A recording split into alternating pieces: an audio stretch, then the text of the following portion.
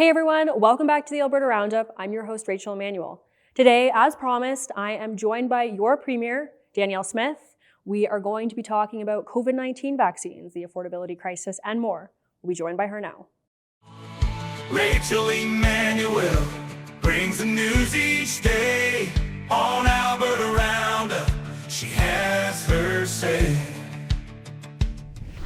Well, hello, Premier. I'm glad that we could make this happen today. Actually, funny story, I had Andrew Lawton on the show recently. I said to him, you keep stealing my interviews, because I think I had asked to have one, and then I went on mat leave, and then he got the interview, and then we were supposed to do this, and then you did Canada Strong and Free. And I was looking at it, and I'm like, Lawton again. So I have expected him to show up and steal the show at the last minute. Well, we do have a special relationship because he used to sub in for me when I was on radio, and so maybe that's part of the reason why he tries to scoop in. He was a very popular host on Chorus, so but I'm gled to be able to talk to you today. He still is a popular host. I hear a lot of compliments about him, so I guess that's the shoes I'm trying to fill, or my competition. I don't know, however you'll put it. So I want to talk a little bit today about affordability, obviously top of everyone's mind. I know that your government has received a ton of pressure to cancel the provincial fuel tax. You've said, we need this to build roads, essentially.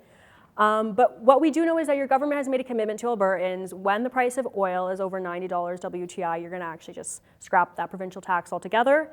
And when the price of WTI per oil is between 80 and 84, you're going to lower the tax about 9 cents a litre.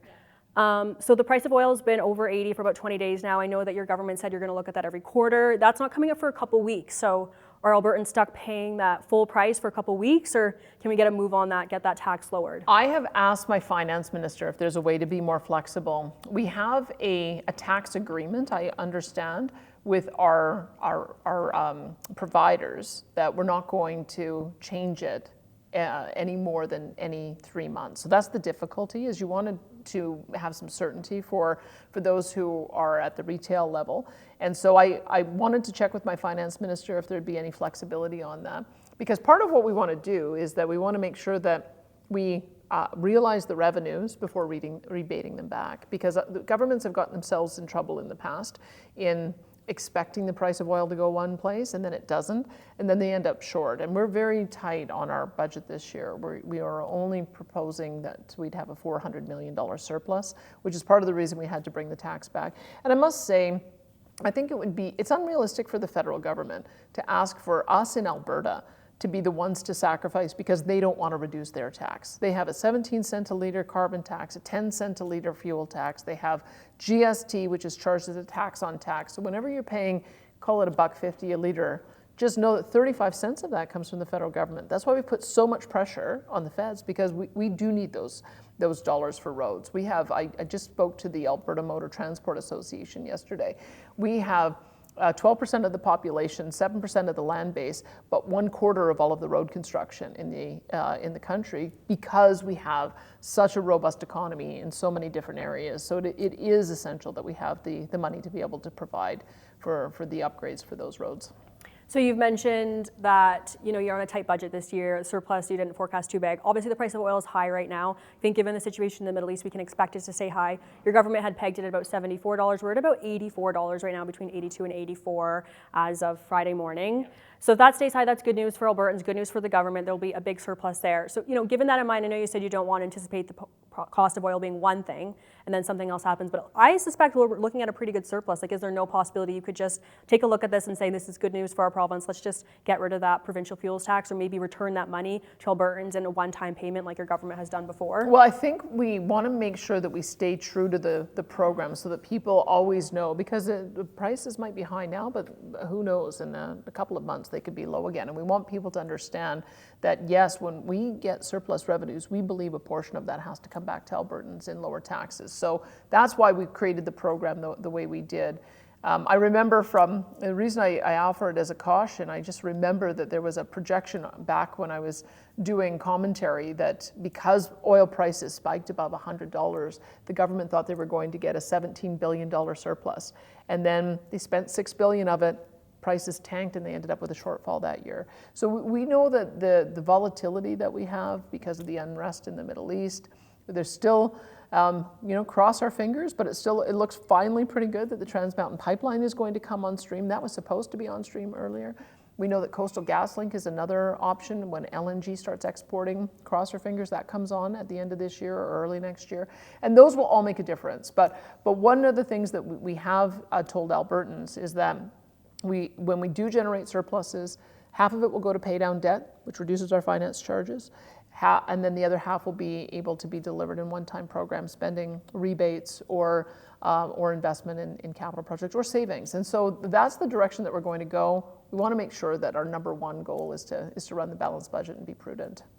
Changing directions a little bit, I want to talk about Alberta Health Services. Obviously, your government's doing a lot of work on dismantling that, changing things around. Just the other week, they came out and they announced that they are still recommending the COVID-19 booster every 3 months, beginning at 6 months old, for babies 6 months old. A lot of people took issue with that. Is that a policy that you yourself agree with? I think that we're trying to get a correction with the Western Standard because we think that it was mischaracterized. So I'll tell you what I have observed. What I have observed, since it is a choice for people to take the vaccine or not, 16.6% of Albertans have chosen to take the vaccine. So I think people are making their own decision about what is best for them, whether or not they need it, whether or not they're in consultation with their doctors. And we want to preserve that. That being said, I believe it's over the age of 65, 60% are getting that booster. And so we want to make sure that in respecting choice, that we're respecting the choice of everyone. There are some families that have made a decision that they want to have their children vaccinated, and many who have chosen not to. And so we're making it available. The recommendation really is, though, for those who are immunocompromised at any age and those over the age of 65, and I think Indigenous communities as well, because there's a comorbidity factor with diabetes in particular and some of the other health risks. But it remains a choice, and one that we hope that people make in conjunction with their doctor. So not recommending 6-month-old babies get the mRNA COVID vaccine? The recommendation was for those who were immunocompromised, those over the age of 65, and I believe First Nations communities. I'm sure a lot of people will be happy to hear that. Taking a look at the Coutts III, I know you said this is separate from my branch of government, the judicial branch is separate, and you don't want to make too many comments on that. I'm going to respect that. However, just one question on it. The jury made their decision. It was a guilty verdict on Tuesday night. We obviously are expecting the sentencing could be up to 10 years in prison for those 3 men. That'll come this summer. They did make their decision rather quickly. Were you surprised by that? They made it about a couple hours. Mm-hmm. It was, what I would say is that the legislation that we have in place for Critical Infrastructure Act, it doesn't matter what your ideology is or what your cause is or what your political perspective is. You simply cannot block critical infrastructure. I don't support Extinction Rebellion gluing themselves to the bridges. I don't support days of action that shut down our railway lines, and I don't support inconveniencing neighbors and farmers and those who want to get goods transported by shutting down borders and highways. And I think that this is a caution. There's a way to be able to make your point known. There's a way to be able to advocate, but you can't block critical infrastructure. At the Canada Strong and Free Networking Conference, you were asked about your parental rights policy, which obviously extends into a lot of different things. And you said that you're not going to be banning biological men or trans women from women's jails and shelters because you didn't see a reason to. There's been, numerous cases of women being assaulted, sexually assaulted at women's jails, not in Alberta, outside of the province. Are you saying I don't see a reason to because this hasn't happened here in Alberta yet? I think it's a jurisdiction issue. I mean, I think you know that I will defend our jurisdiction in every matter that we can, but I also recognize the federal government has jurisdiction too. So federal penitentiaries is where inmates are serving 2 years plus a day and longer. And so I think that's where we've seen some of the problems that you're identifying. If somebody faces a lifetime in prison, then I think there's reason to be concerned about the transfer of inmates. In Alberta, we only have control over inmates who are in for 2 years less a day. And so that's why I said I just haven't heard of problems. I haven't heard of prisoner transfers happening in provincial penitentiaries for such a short period of time. I'll continue to monitor it, but I do think that really is a federal issue to be dealt with, and that's part of the reason why I just haven't observed that we have that problem here. And what about in women's shelters specifically? Again, it's one of those issues where I would just have to, I'd have to monitor and see if there's a problem. What I think is the issue people have, it's a matter of modesty. I think in a woman's space where, whether it's a locker room or a bathroom, you just simply don't want people who haven't had surgery on the bottom walking into those spaces exposed. That's what I think it comes down to. Most women's bathrooms are single stall, and so I don't think anybody really knows what's going on behind the bathroom door. And in locker rooms, all I would say is that there should be an attitude of modesty. When it comes to shelters in particular, I just haven't seen, I tend to identify where the problem areas are and then try to look for solutions. And I just haven't seen anything that rises to a level that thinks that the federal government or the provincial government needs to step in. On electronic tabulators, I've asked you about this a couple times. I know that you're planning to introduce legislation that would ban tabulators. Would that apply to municipal government elections as well? And if so, is the hope that the legislation will be in place before next year's municipal elections? Yes and yes. Great.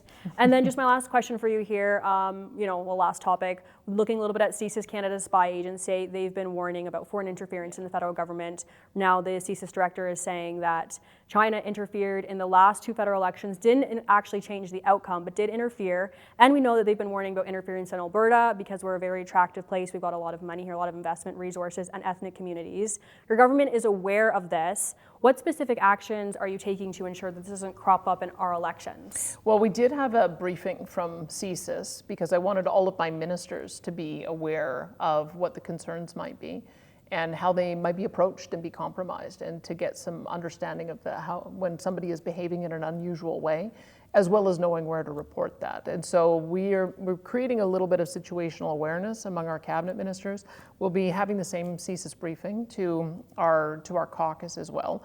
The unfortunate thing is that CSIS doesn't have a mandate to be able to tell us if there's a problem. Their mandate is that they can only tell the government that they report to, which is the federal government, which I think is why it's so disappointing that when, I guess you have to sort of look at who do you believe, because they said that they raised the alarm many times, but the politicians are saying they didn't know about it. If that's the only way that CSIS is able to get the information out, I think democracy is at risk. And so what I would like to see is that the legislation should change, so that we're another order of government that is acknowledged by our Constitution. If we have a threat to our democracy in this province, CSIS should be able to tell us so that we can take measures to protect. And so I'm a bit disappointed that the most that they can do is just speak to us at a very high level about information that is not classified. Because I think that by telling us that we're a target, that says that we should be concerned. And I don't have any more detail than that, just simply because we're not able to be briefed on it.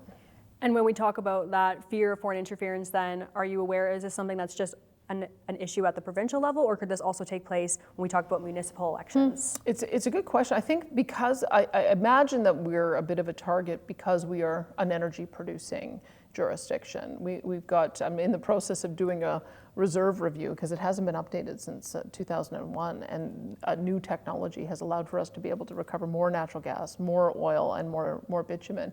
So we'll be having that released very soon, which might make us a little bit more of a target, because those numbers I think are going to surprise a lot of people. But I think that's probably why Alberta in particular might be a target of bad actors. There's lots of bad actors in the world, and so we just have to be extra vigilant to make sure that our MLAs are mindful of when they get approached, and also mindful that if they see something suspicious, to report it. But I'm really hopeful that we won't see that happen at the municipal level. I think the provincial level, we just have to do a little bit more work. Premier, thank you so much. My pleasure. All right, everyone, thanks so much for tuning in. As always, I will be back on Wednesday with an interview. Please don't forget to subscribe to True North and to like this video. And if you feel so inclined, you could head over to donate.tnc.news to show us some support for our work. Have a great weekend, and God bless.